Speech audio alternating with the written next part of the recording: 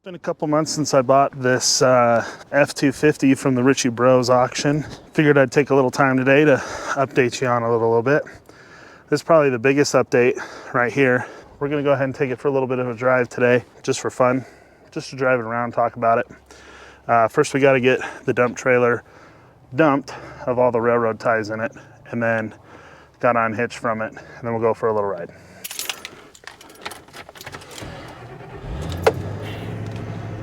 There you go, there's a cold start. Hasn't been started all day. Actually hasn't been started in, well, since Monday. Today's Wednesday, so a couple of days.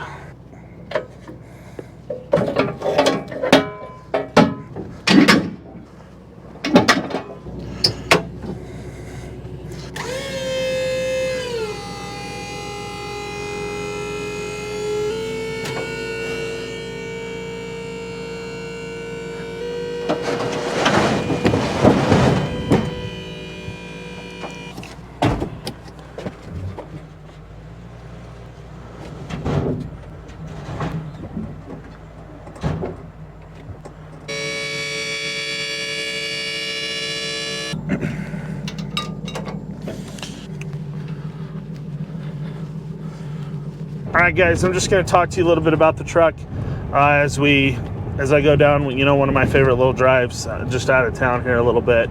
Talk about the truck. So let's just talk about the good. The main good is it's a three-quarter ton truck.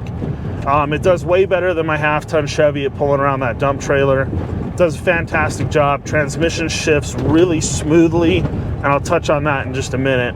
Transmission runs real smooth. Engine pulls it just fine.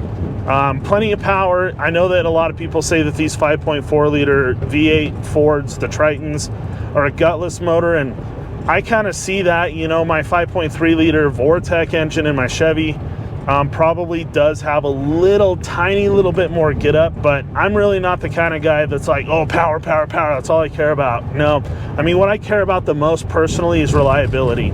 I want my vehicles, you know, vehicles in general are just money pits, and I want them to cost me the least amount of money possible. So engine's good, low miles on it, less miles on it than my old Chevy. It's got 166,000 miles on it, and my Chevy's got like 179,000 on it, so like 13,000 less miles. Not a ton, but you know, it makes a little bit of a difference there. About the same on fuel, honestly, as my half-ton Chevy. It's a little bit lighter, a little bit zippier truck in general.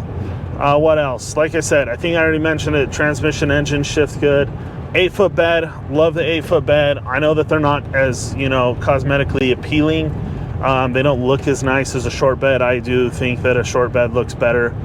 Personally, you know, a good 6-foot bed. Its sole purpose is for work, and that's what it does beautifully. With an 8-foot bed, does it better. You know, if I eventually throw a toolbox in the back of here, assuming I keep it, it is up for sale on Marketplace. I've been trying to make some money on it. Apparently the used car market crashed since I purchased this thing, hoping that I could flip it, but that's besides the point. Like I said, throw a toolbox in the back. I'll still have plenty of room to put stuff in here. It is really just a great work truck.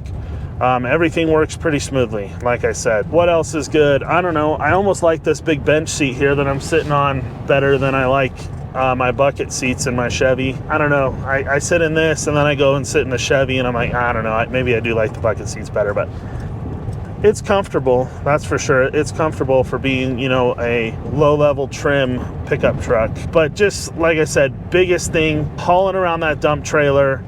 It's a night and day difference between my half-ton Chevy, and I definitely do like pulling and towing with this thing better, even if it's got, you know, roughly the same power of engine in it, roughly the same horsepower and torque and everything. So bad things though, plenty of bad things. Biggest thing is just cosmetically, yeah, it's horrible. I already showed you guys I fixed the window. The window got fixed for cheap. I installed the new little window in the back here. This thing does seem to have a little bit of shifting issues, which seems like the opposite to me. It seems like the more pressure you put that transmission under, the worse off it's gonna be. But in this case, I mean, the transmission's pretty much flawless shifting, really nice and smooth when it's supposed to and everything. When I'm towing, when I'm not towing, it does seem to have a little bit of a hard shift sometimes. I think it's from second to third is when it kind of just slams it in there just a little bit. It's not real bad. It's not like it's, you know, this really horrible noticeable thing, but it does kind of seem to just want to just throw it in there a little. So it's just once in a while, it's not every time. It really, at the end of the day, just kind of depends on how hard I push the transmission. If I give it a little bit more fuel, it usually doesn't do it. If I drive it a little bit more like a grandpa, sometimes it does it. Not really sure what the deal is there. But what else is bad about it? The interior is just hammered. Missing the glove box over there. I want to get the glove box replaced if I can go find one at a junkyard. No radio right now. Like I said, interior is absolutely hammered. I mean, I've really not even cleaned it up that much, in all honesty, because I mean, I did spend a little bit of time actually scrubbing it when I first got it. We just hammer it ourselves. When, you know, we're going out and getting wood, we're going out and getting railroad ties, you know, going out and doing all kinds of the different work that we do with this thing and with our trucks. All we're gonna do is just make it a dirty mess as it is. And not that, you know, I'm the kind of person that's like, well, it's gonna become a mess, so I'm not gonna clean it anyway. You know, I'm a pretty clean person, but when it comes to this thing, I mean, I'll sweep it out once in a while, but I'm not gonna get too picky about it. I've not dusted it all down and everything. Oh, I did actually just remember a couple more bad things. These doors, there's something in these doors that are just rattling like crazy. Annoying rattly doors, you know, just stuff's just getting old. And then how could I forget this? We've got a bad front end. I need to get all the ball joints and everything up there replaced to get it in alignment. Tires are showing wear. I did a rotation on the tires, and they're showing wear from, you know, bad front end parts and in need of an alignment. I greased them up. I don't get the death wobble anymore. I think I talked about that in my last video. If I didn't, I should have. I got a little bit of a death wobble driving it home from Phoenix, the 4 hours to this town I live in. A little bit of a wobble. I greased them up, did the rotation. Everything does seem to be doing a little bit better now, and I definitely don't notice it as much anymore. But you know, vehicles are just money pits, so if I can get a good work truck like this to just beat the crap out of for a few years, you know, try and keep my Chevy a little bit nicer truck despite its cosmetic issues. If I had to sell one, I'm kind of back to not really being too sure which one I'd sell. The AC and the heat in this thing work great. That's another thing I didn't talk about. AC and the heat in this thing work wonderfully, where only the heater works in the Chevy. The AC, I've refilled it several times and it is not in good shape. I'm sure several parts are going to have to be replaced.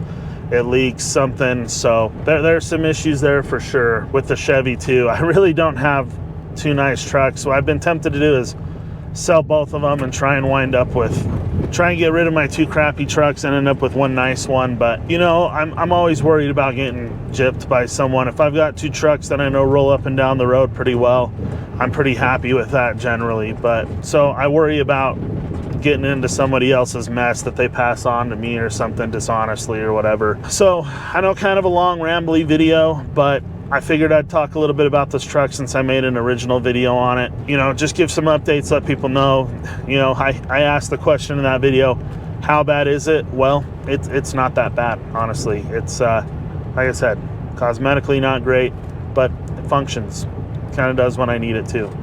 Does the truck things I need it to a little bit better than the Chevy does. So that's why there's a conflict on which one I'd get rid of. Because I do overall kind of like the Chevy a little bit better. And I just put a whole new front end on that thing. I don't know, guys. Thanks for watching. Give this video a thumbs up if you liked it. Make sure that if you're not a subscriber, you hit subscribe. Let me know what you think down in the comments below. We'll see you in the next video.